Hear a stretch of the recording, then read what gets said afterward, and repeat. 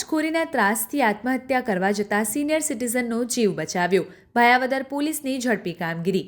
રાજકોટ ગ્રામ્યમાં વ્યાજખોરીના ત્રાસ અને ધમકીઓથી હેરાન એક 61 વર્ષીય સિનિયર સિટીઝન ઉદયભાઈ હર્ષદરાય શાહ જીવનલીલા સમાપ્ત કરવાની તૈયારીમાં હતા, પરંતુ ભાયાવદર પોલીસની સમયસરની તકેદારી અને ઝડપી રાહતથી એક મોટી દુર્ઘટના ટળી ગઈ છે. ગત 21/11/2025ના રોજ ઉદયભાઈએ આત્મહત્યાનો સંદેશ સીધો રાજકોટ ગ્રામ્યના પોલીસ અધિક્ષક શ્રી જયસિંહ ગુર્જર સાહેબને મોકલ્યો હતો.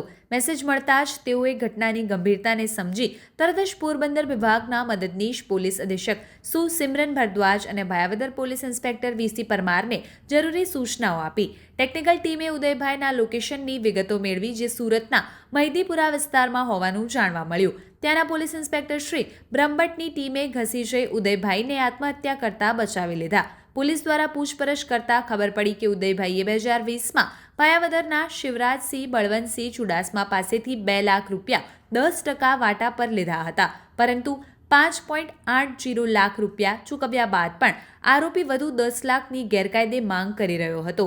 સાથે જ હથિયાર બતાવી જાનથી મારી નાખવાની ધમકી આપીને ઉદયભાઈની 18 ગણની વાડી કબજે લઈ બોર્ડ મુકાવી દીધું હતું. રાજકોટ રેન્જના આઈજી અશોક કુમાર અને પોલીસ અધિક્ષક શ્રી ગુર્જર સાહેબના માર્ગદર્શન હેઠળ તાત્કાલિક કાર્યવાહી શરૂ કરી આરોપીને અટકાયત કરવામાં આવ્યો. કબજે કરાયેલા મિલકત ફરિયાદીને પરત અપાવી અને આરોપી સામે ભારતીય ન્યાય સંહિતા 2023 તથા ગેરકાયદે નાણાકીય વ્યવહારો અધિનિયમ હેઠળ ગુનો દાખલ કરાયો છે. ભાયાવદર, સુરત અને રાજકોટ ગ્રામ્ય એલસીબીની સંકલિત કામગીરીથી એક સિનિયર નાગરિકનો જીવ બચ્યો અને વ્યાજખોરીના ત્રાસ સામે કડક સંદેશ ગયો છે. રાજકોટ ગ્રામ્ય એસપીના સરકારી નંબર ઉપર 21 તારીખના રોજ રાત્રિમાં એક મેસેજ આવ્યો, જેમાં જો અરજદાર છે સિનિયર સિટીઝન છે ઉદયભાઈ હર્ષદભાઈ શાહ, એ ભાયાવદરના મૂળ રહેવાસી છે. એનો સ્ટ્રેસવાળો મેસેજ આવ્યો કે હું વ્યાજખોરીથી પીડિત થઈ ગયો છું અને આ વ્યાજખોરોના ત્રાસથી હું આત્મઘાત કરી રહ્યો છું અને હું સુરતમાં છું. તો આ મેસેજ મળતા તરત જ આપણા ધોરાજીના એએસપી શ્રી સિમરન ભારદ્વાજ અને ભાયાવદરના પીઆઈ વિજય પરમાર અને એલસીબીના પીઆઈ વિજય ઓડેદરા, આ તમામ લોકોની એક ટીમ તૈયાર કરીને એને સૂચના આપી કે આપણે આની ઉદયભાઈની મદદ કરવાની છે. ઉદયભાઈની લોકેશન જોતા ઉદયભાઈની લોકેશન સુરત શહેરના મહેદરપુરા પોલીસ સ્ટેશન વિસ્તારમાં આની લોકેશન આવતી હતી. મહેદરપુરા પીઆઈ સાથે વાત કરવામાં આવી અને ઉદયભાઈને ત્યાંથી પોલીસ સ્ટેશન લઈ જવામાં આવ્યા અને એને સમજ કરીને પરિજનો સાથે આને ભાયાવદર મોકલવામાં આવ્યા. ભાયાવદર આવતા જ ઉદયભાઈ સાથે પૂછતાછ કરી તો ખબર પડી કે ઉદયભાઈ 2020માં 2 લાખ રૂપિયા 10% વ્યાજથી વિશ્વરાજસિંહ ઉર્ફે વિશાલસિંહ બલવંતસિંહ ચુડાસમા, ભાયાવદરનો રહેવાસી છે, એના પાસેથી 2 લાખ રૂપિયા વ્યાજ પર લીધા હતા અને એના એવજમાં 5,80,000 રૂપિયા ચૂકવી દીધા હતા.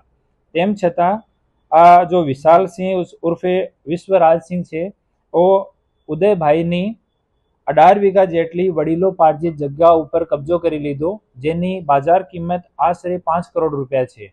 અને આનો ઉપર કબજો કરીને ત્યાં પોતાના નામનો બોર્ડ નાખી દીધો અને એક પોતાનો મજૂર ત્યાં છોડી દીધો.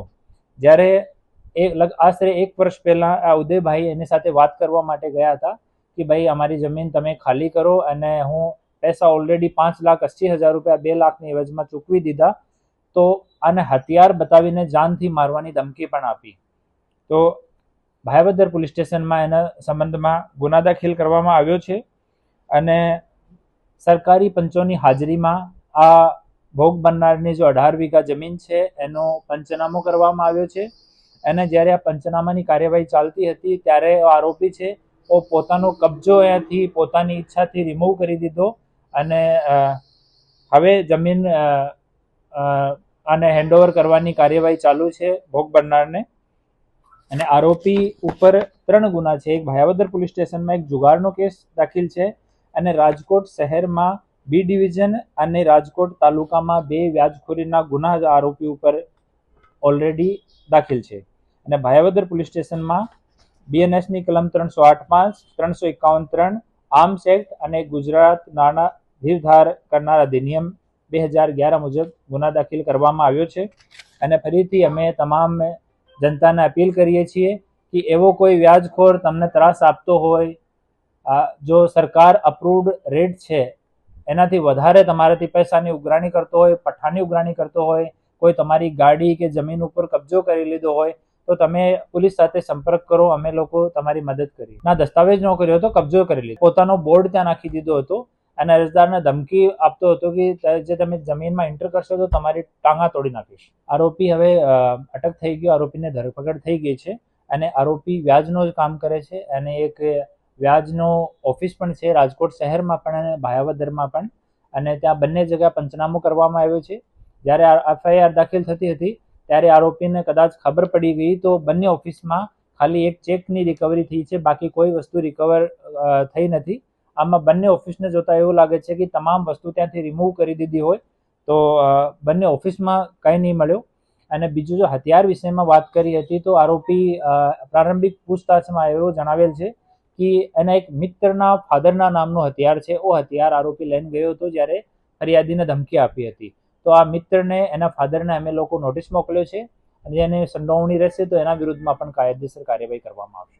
આમાં એના માટે અમે આના બંને ઓફિસમાં ભાયાવદરવાળા ઓફિસમાં અને રાજકોટવાળા ઓફિસમાં બંને જગ્યાએ અમે સરકારી પંચોની હાજરીમાં જ પંચનામો કર્યો હતો, લેકિન બંને ઓફિસમાં એકદમ સફાઈ કરી દીધી. અને કદાચ પહેલાં ખબર હોય કે પોલીસ અમારા વિરુદ્ધમાં એફઆઈઆર કરી રહી છે તો બંને ઓફિસમાં કાંઈ નહીં મળ્યો. તેમ છતાં અમે લોકો પૂછતાછ કરી રહ્યા છીએ અને એની સાથે કોણ કોણ લોકો એના સંપર્કમાં હતા એની વિષયમાં પણ અમારી ટીમ જે છે એલસીબી કામ કરી રહી છે.